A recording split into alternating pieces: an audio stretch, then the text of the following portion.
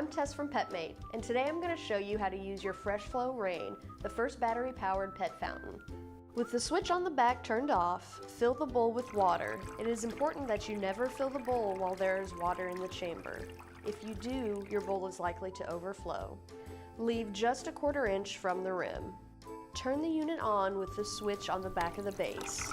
When you do this, the pump sucks the water through the filter, keeping your pet's water clean. The water then travels up the tube and rains down the lid into the chamber. The rain cycle will automatically turn off after 30 seconds. As the water fills the chamber, it streams back out through this hole in the bowl. Even with proper usage, there is a possibility of water getting on the floor after your pet takes a drink, so make sure you place your Fresh Flow Rain on a surface that can get wet. For maximum energy efficiency, the Fresh Flow Rain is timed to come on every 20 minutes.